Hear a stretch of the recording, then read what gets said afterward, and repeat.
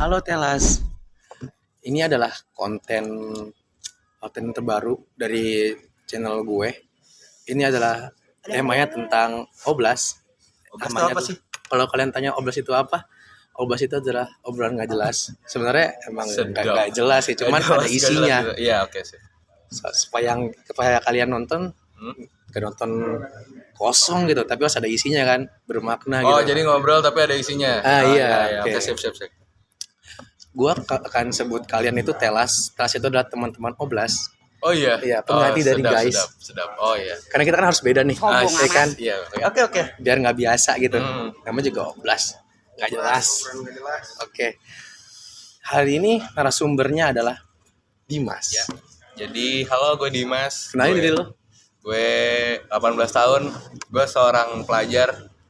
Semua seniman semuanya. Ya. Iya, dia semuanya. Dia temen gue, sekelas gue.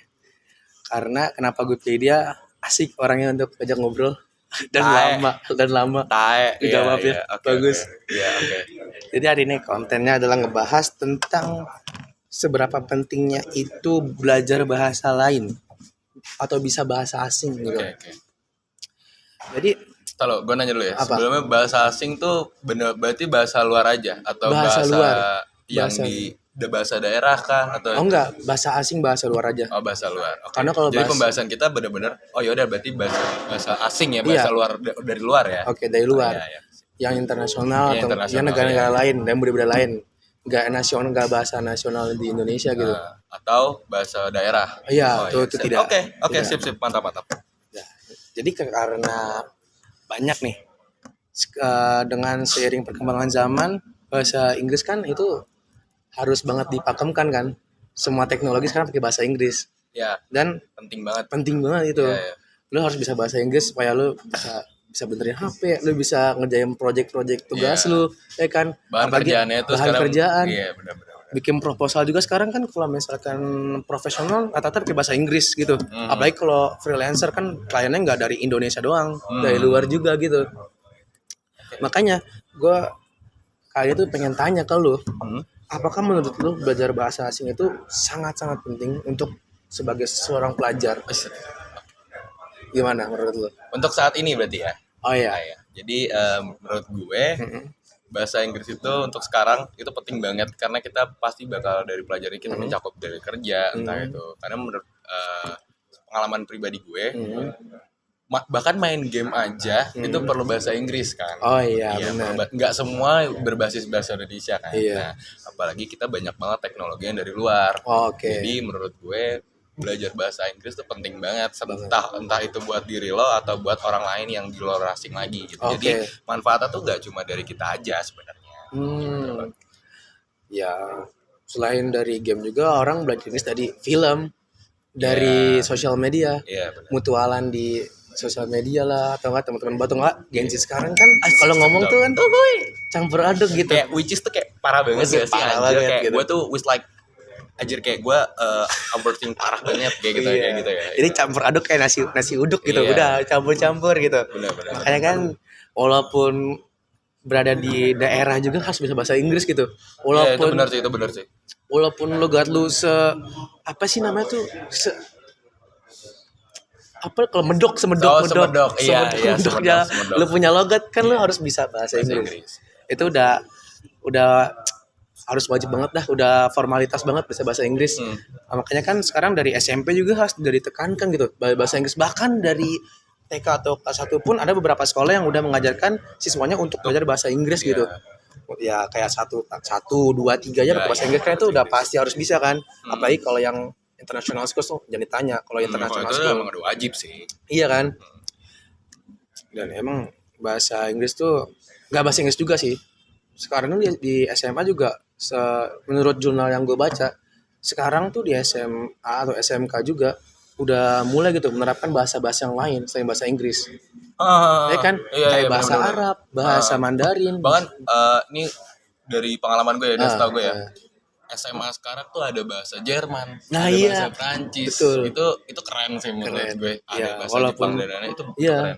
Walaupun bahasa Prancis itu bahasa tersulit. ya kan? Iya, benar. Dari Itu cara benar bacanya banget terus sih, cara iya. logatnya itu kan itu udah agak sulit gitu. Iya benar sih. Mungkin kalau kalian belajar bahasa Arab itu mungkin kalian bisa baca Latina dan itu sama gitu sama tulisannya. Jadi kalian ngerti. Sedangkan kalau bahasa Mandarin, bahasa Jepang, Korea atau Perancis Itu beda sih. itu kan dari abjadnya juga beda.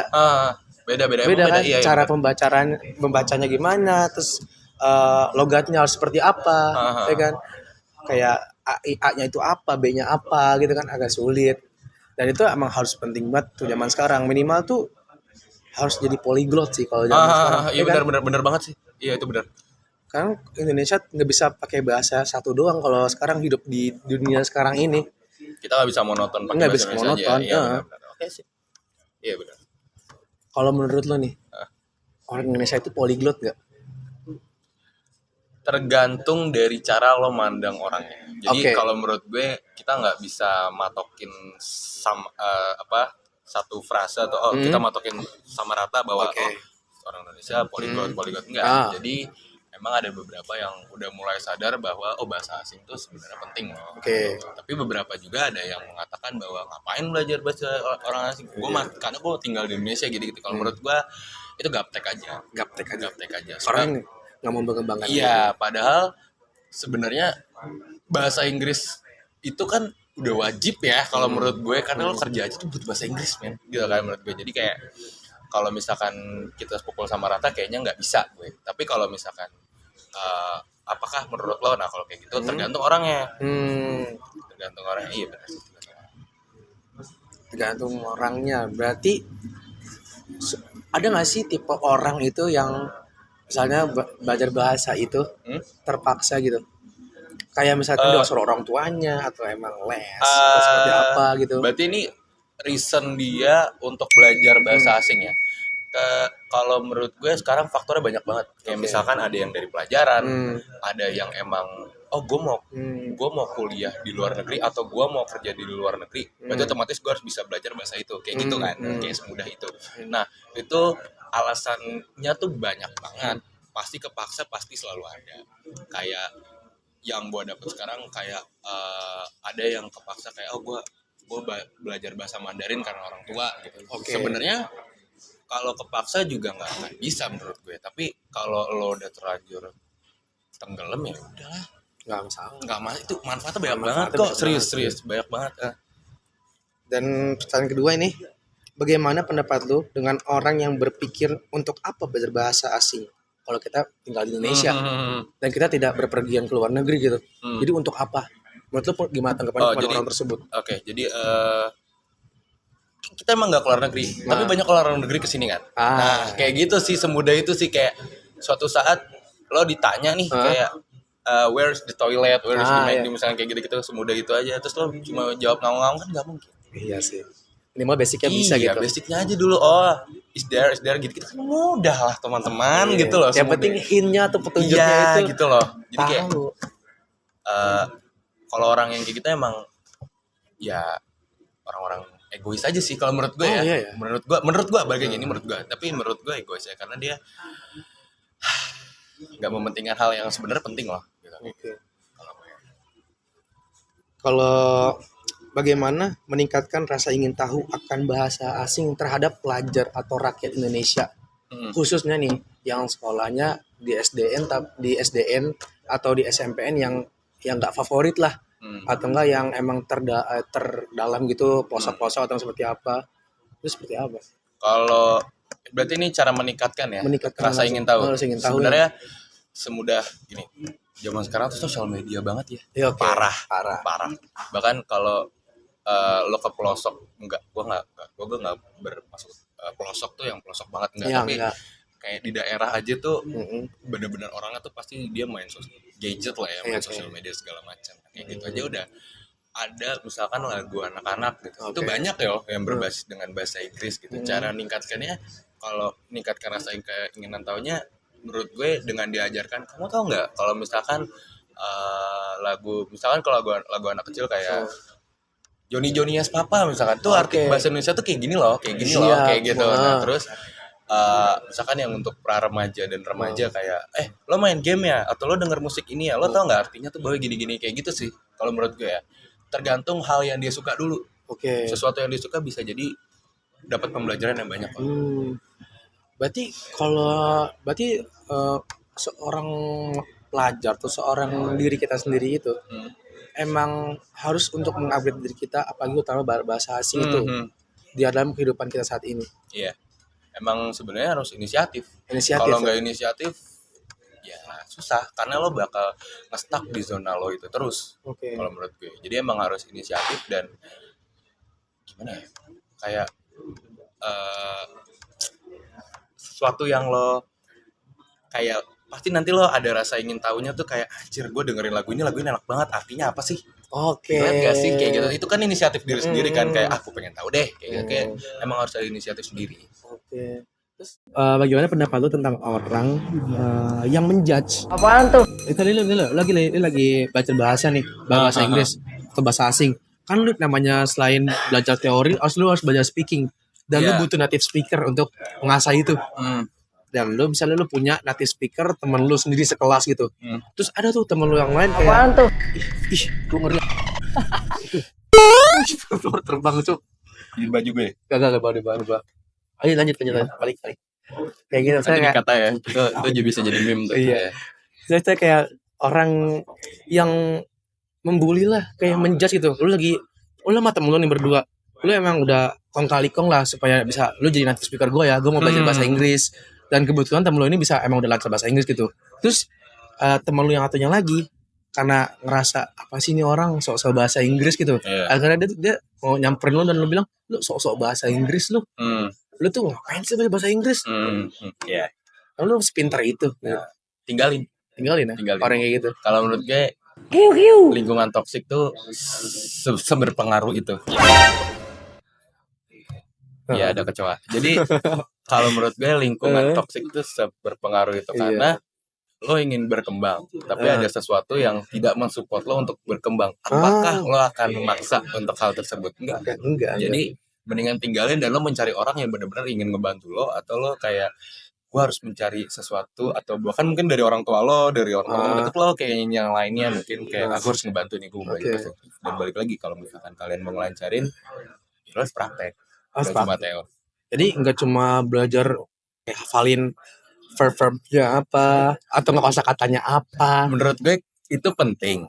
Tapi kalau lo nggak praktekin, jadinya apa? Jadi kayak lo tahu aja, oh iya nih salah nih, coba lo praktek. Nggak mungkin bisa. Jadi memang lo harus praktekin juga dan lo tahu kan apa konotasinya gimana. Jadi manfaat praktekin selain bisa bicara tuh apa? Bikin lo pede. Bikin gue pede lagi. Jadi selain lo kayak gue bisa ngelancarin bahasa Inggris gue gini-gini. Nanti suatu saat ketika lo ketemu orang yang benar-benar bisa bahasa Inggris atau mungkin itu orang asing, itu ngebuat lo kayak, oh gue ngomong sama dia kayak biasa aja, nggak usah kayak. Soalnya banyak banget masalah yang kayak orang yang masih takut buat ngomong. Tuh banyak. Terus habis itu kayak, aduh, gue ngomong apa. Nah itu sebenarnya dilatih dengan lo latihan aja udah pakai bahasa Inggris tuh sebenarnya. Bukan lo jaksel banget gitu, enggak, sebenarnya biasa aja. Benar. Jadi semudah itu sih kalau menurut gue. Jadi untuk sekarang bahasa campur, ngomong sama teman campur bahasa tuh nggak masalah. Sebenarnya kalau gue sendiri, pribadi gue nggak masalah. Karena gue ngelakuin itu. Karena lo ngelakuin itu. Berarti lo nggak berasumsi sama orang yang kalau ngomong tuh agak Gen Z tuh, kayak misalnya tiba-tiba kayak gimana sih Gen Z kalau ngomong bahasa Inggris gitu. Kayak which is tuh lo nggak tahu gitu kan. Kayak gitu. Terus logat-logatnya kayak gitu lah, kayak slang-slang gitu, agak-agak slang, terus agak-agak slang gitu. Sebenarnya gue kalau dari gue sih gue nggak masalah. Nggak masalah. Orang yang seperti itu malah kelihatan kok pedenya enggak. Serius. Pede enggaknya tuh kelihatan justru. Dari orang yang gue tahu nih pemahaman bahasa Inggris seperti apa, tapi dia nggak praktekin dengan Gen Z yang ibaratnya pengetahuannya cuma cetek lah ya dari tapi dia praktekin dibanding yang nggak praktekin itu kelihatan kok. Kelihatan. Kepercayaan dirinya pasti kelihatan, serius kelihatan. Dan bullshit aja orang-orang yang gue tahu semua tapi gue nggak praktekin itu. Bullshit banget. Oke. Untuk orang yang pertama kali belajar bahasa Inggris nih, kan nol banget kan. Tapi dia tuh misalnya dia seorang influencer gitu, dia mau mulai bahasa Inggris. dan dia emang masih acak-alul bahasa Inggrisnya, tapi dia kan butuh native speaker kan untuk belajar lebih lancar lagi, untuk verb-verb ya yang simple-simpelnya aja gitu. Terus dia nggak pede gitu dengan kemampuan yang dia punya. Karena masih cetek kan. Untuk menurut lu nih sebagai penontonnya atau sebagai followersnya, apa yang akan lu lakukan dengan ke influencer itu sendiri? Kalau gue sebagai penontonnya mungkin gue jujur aja ya, pasti gue akan ngerasa ini gak nyaman sih untuk nonton. Tapi balik lagi, kalau misalkan dia udah menjelaskan bahwa dia sedang belajar segala macam, ya gak masalah banget. Justru itu hal yang kalau menurut gue itu perlu diapresiasi. Lo lebih berani untuk mencoba daripada orang-orang yang cuma bacot di apa sih grammar lo jelek, apa sih ini, ya itu tae, sumpah. Yang bisa ngejudge doang orang kayak gitu ya. Itu orang-orang tae sih yang kayak gitu. Ya cuma bisa typingannya kayak lo apa sih sosok Inggris ya, gitu. itu netizen Twitter lah. Ya udah ya. Iya, orang gitu. Mendingan kalau menurut gue udah nyoba, gue lagi belajar untuk menjadi lebih baik dalam bahasa Inggris gitu. Coba aja terus. Fakta lah dengan orang-orang yang grammar lo jelek nih, lo nggak usah pakai bahasa Inggris sosokan lah, bla bla. Oke, untuk memulai bahasa Inggris agak lancar terus lebih pede, itu metode yang lu pakai apa? Kayak misalkan lu langsung bacot kah ke orang ngasih pengetahuan lu atau enggak seperti apa gitu? Apa yang akan dilakukan? Kalau gue menjadi lebih pede untuk coba itu ya. Kalau gue itu dari awal, kalau gue pembelajaran gue adalah gue memulai dari hal yang gue suka dulu. Oh, lu suka dulu. Gue suka, misalkan gue suka denger musik, gue dengerin dulu. Terus gue penasaran nih sama lagunya, maknanya apa sih? Gue coba dengerin. Terus coba gue terapkan dalam kehidupan sehari-hari dan untuk berkomunikasi. Misalkan kayak dalam lirik itu ada tulisan what is love misalnya. Nah, terus buat menerapkannya dalam kehidupan gue, itu bagaimana caranya posisi yang tepat ketika gue menggunakan kata what is love itu. Jadi kayak kita lagi ngobrol gini, tiba-tiba gue bilang kayak anjir lo kelihatan cool banget hari itu kan. Lo nyoba, kata cool tuh berarti untuk yang kayak gini-gini. Jadi menurut gue kalau gue tuh coba dulu sesuatu dari kata sih. Kalau gue waktu itu gue dari perkata dan gue terapkan di kehidupan gue sehari-hari untuk berkomunikasi. Dan lama-kelamaan kalau gue untuk komunikasi sama orang masih belajar sih, gue masih belajar. Tapi untuk dalam bahasa Inggris gue mencoba dan terus-menerus. Walaupun itu sejelek apapun. Yang awalnya gue mikir, karena gue ngelakuin ini karena gue pengen tahu dan gue suka gitu. Tapi ternyata untuk sekarang gue malah, gue harus belajar lagi. Jadi emang ada memotivasi untuk diri gue karena diri gue yang gue suka gitu sih. Kan lu bisa bahasa Inggris nih, ya kan? Validasi apa atau fakta apa dari orang terhadap lu pas saat pertama kali lu bisa bahasa Inggris? Validasi yang gue dapet, yang pertama itu banyak orang yang bilang jangan pakai bahasa Inggris. Gue nggak paham. Jadi ya nggak apa-apa sih sebenarnya. Karena ya udah gitu. Tapi validasi yang kedua, banyak banget orang yang pada akhirnya minta tolong untuk apakah grammar gue bener atau enggak. Dan gue balik lagi, ya gue masih belajar gitu. Jadi gue nggak bisa nilai dengan baik, tapi ya gue mencoba untuk gue meng-share juga apa yang gue tahu, dan pada akhirnya ya gue mencari tahu juga. Jadi validasinya sih beberapa, kalau dari yang gue dapat masih banyak orang yang coba jangan pakai bahasa Inggris dong, gue nggak paham. Dan misalkan nih, gue pengen nanya lagi, apa penyebab banyaknya pelajar atau rakyat Indonesia yang belum bisa bahasa Inggris? Penyebabnya karena nggak ada inisiatif. Kalau menurut gue nggak ada inisiatif dan tidak ketertarikan dalam hal berbahasa Inggris. Jadi semudah ngapain belajar bahasa Inggris, pemikiran itu yang salah menurut gue. Jadi semudah kayak ya balik lagi yang gue bilang tadi, cari dari apa yang lo suka dulu. Pada kedepannya nanti pasti lo bakal gue bakal ngelakuin karena gue suka, dan pada akhirnya lo bakal gue harus belajar ternyata. Nih misalkan dulu gue taruh nih posisikan sebagai guru, kan seorang guru nggak mungkin dong megang satu kelas, pasti banyak murid-muridnya. Dan mungkin beberapa guru hanya menilai murid nilai murid itu dari hasil ujiannya atau nilai-nilai harian ulangannya atau latihan-latihannya. Sebagai guru bahasa Inggris, apa yang lu pilih antara orang yang nilainya kurang tapi jago bahasa Inggris, fasih bahasa Inggris, atau orang yang nilainya bagus tapi nggak bisa bahasa Inggris? Kalau semudah itu gue bakal naro di jadi kan kalau gue penilaian nanti kalau gue jadi bahasa Inggris ya, guru bahasa Inggris itu ada 2 penilaiannya, dalam materi dan praktek. Materi apa? Jadi kalau dia tahu bahasa Inggris, dia pintar tapi dia nggak bisa mempraktekannya, jadi ya nilai dia bagus di materi tapi di praktek nggak sebegitu bagusnya. Dan di praktek juga sebaliknya, prakteknya bagus materinya enggak. Jadi gue bisa mengcompare antara dia yang jago bahasa Inggris karena emang pengetahuannya emang jago bahasa Inggris karena penggunaannya selama dia belajar bahasa Inggris. Jadi yang emang mempraktekannya sama yang materi itu pasti gue bedai.